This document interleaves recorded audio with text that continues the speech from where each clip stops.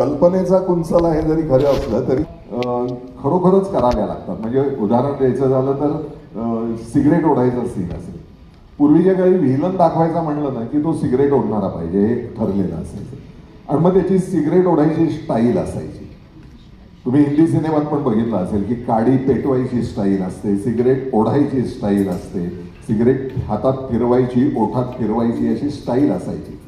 हा मुलगा तर व्यायाम करणारा, यांनी कधीच आयुष्यात सिगरेट ओढली नव्हती. कोल्हापूरला दारात म्हशी यायच्या आणि त्या दारात पेळलेल्या म्हशीचं दारोष्ण दूध प्यायचं ही पद्धत होती.